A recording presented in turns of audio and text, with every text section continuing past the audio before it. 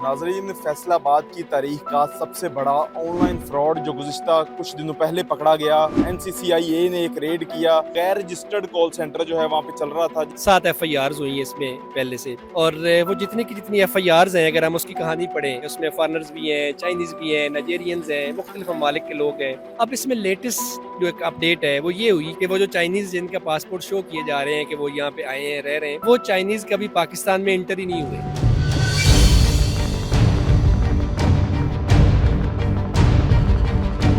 MYK news की videos देखने के लिए हमारा चैनल सब्सक्राइब कीजिए और बेल आइकॉन को क्लिक कीजिए ताकि आप हमारी आने वाली वीडियो से बाखबर रह सकें।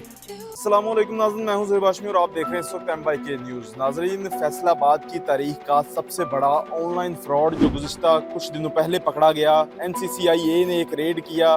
नून लीग के जो रहनुमा मलिक तसीन अवान के डेरे पर गैर रजिस्टर्ड कॉल सेंटर जो है वहाँ पे चल रहा था, जिसके मद में जो है तकरीबन 150 लोगों को वहाँ से गिरफ्तार किया, जिसमें गैर मुल्की भी शामिल थे। अब इस केस की क्या अपडेट्स हैं, आज की जो पेशी थी उस पर किस किस को पेश किया गया, क्या अपडेट्स हैं, मेरे साथ एडवोकेट हाई कोर्ट महरत सकलैन साहब मौजूद हैं।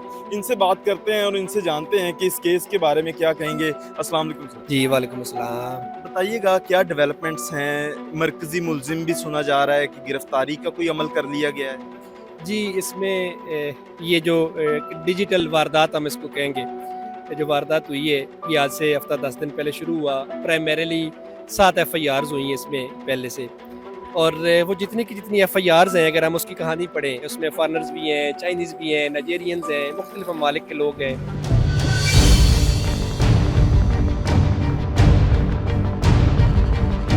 तो वहाँ पे जो वो मेन शख्सियत थी जिसका हम नाम ले रहे हैं, तसीन अवान साहब, उन्होंने प्री अरेस्ट बेल करवाई। वो तकरीबन 7 एफआईआर्स थी, वो शामिल तफ्तीश हुए, इन्वेस्टिगेशन ज्वाइन की।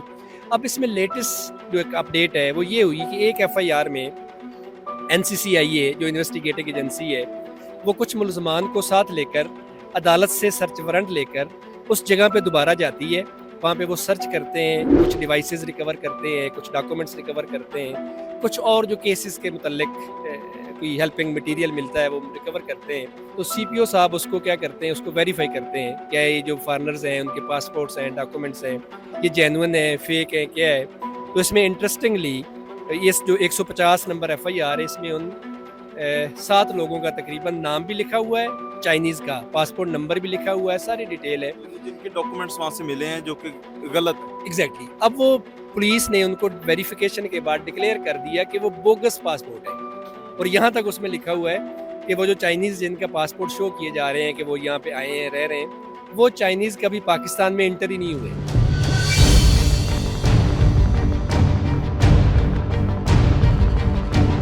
उनके नाम से यहाँ पे बोगस और फेक डॉक्यूमेंट्स तैयार किए गए हैं। कुछ लोगों को उनके नाम पे एंटर किया गया और ये सारा का सारा मामला जो है वो किया गया। तो इसके ऊपर फिर NCCIA ने तसीन अवान साहब को अरेस्ट किया, उनको गिरफ्तार किया। आज उनको क्योंकि विद इन 24 आवर उनको पेश करना था, आज उनको पेश किया गया। 5 दिन का मजीद उनका जिस्मानी रिमांड मिला है। तो 5 दिन के बाद उसमें देखते हैं कि क्या अपडेट होती है और क्या मामला। 7 मुकदमा थे ये, उसके अलावा 8वां मुकदमा जो है वो किया गया। इसमें जो है वो जाली डॉक्यूमेंट्स के ऊपर ये मुकदमा बना और इसमें तसीन अवान साहब की जो गिरफ्तारी हुई।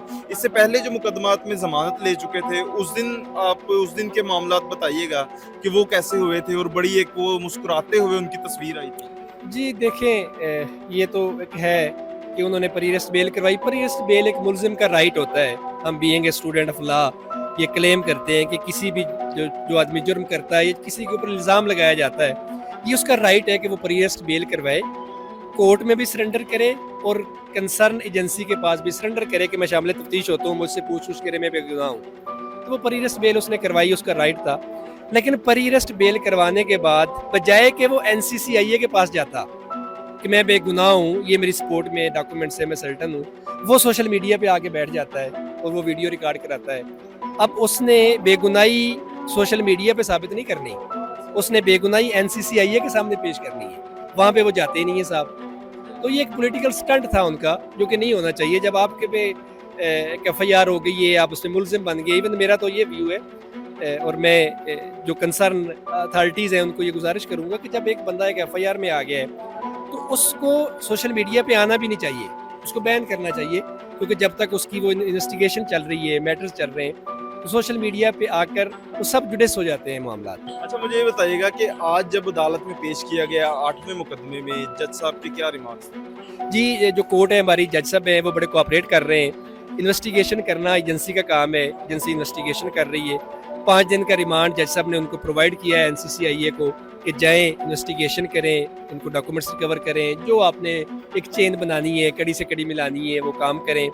और अगर कोई अप्रीहेंशन है मुलजिम को, तब तहसीन अवान साहब की तरफ से शायद एप्लीकेशन फाइल की गई है कि हमारा मेडिकल करवाया जाए, तो कोर्ट ने कोऑपरेट किया है, कोर्ट ने ऑर्डर किया है एनसीसीआईए को कि जाएं इनका मेडिकल चेकअप भी करवाएं और इनको मेडिकली कहीं पे भी मेडिसिन की जरूरत हो तो वो आप इनके साथ कोऑपरेट करें। तो कोर्ट माशाल्लाह बड़ा कोऑपरेट कर रही है जी सारे मामले में। अच्छा, अब ये जो टोटल इनके ऊपर मुकदमात हैं जिनके मरकजी मुलजिम है मलिक साहब, इसमें दोबारा से कोई बेल मिलने के चांसेस हैं? देखिए, अब क्योंकि वो एक एफआईआर में अरेस्ट हो गए, बाकी साथ में वो प्री अरेस्ट बेल पे थे, अब जब वो इसमें अरेस्ट हो गए हैं तो वो प्री अरेस्ट बेल में अब उस तरह अपीयर नहीं हो सकते।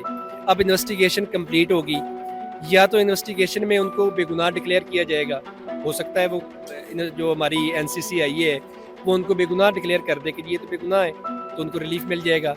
हो सकता है वो इनको गुनहगार कह दें कि ये गुनहगार हैं, और अगर वो गुनहगार डिक्लेयर होते हैं तो फिर उनको जेल का भी चक्कर काटना पड़ेगा। वो जुडिशल होंगे, जुडिशल का मतलब हमारा ये होता है कि हम जेल में बंदे को भेजते हैं, वो जेल में जाएगा तो फिर सेकंड जो एपिसोड है वो पोस्ट अरेस्ट बेल की शुरू होगी। वो अपनी ज़मानत दायर करेंगे और मेरिट पे देखेंगे कि ज़मानत होती है कि नहीं होती। बिल्कुल नाज़रीन, हमारे साथ एडवोकेट हाई कोर्ट सकलैन साहब मौजूद थे, बता रहे थे इस केस की क्या अपडेट है। जो इस तमाम केसेस में मरकजी मुलजिम ऑनलाइन फ्रॉड में जिनको नामजद किया गया था मलिक तहसीन अवान साहब, उनको गिरफ्तार कर लिया गया है, अदालत में पेश कर दिया गया है और 5 रोज़ा जो है जिस्मानी रिमांड पर भेज दिया गया है।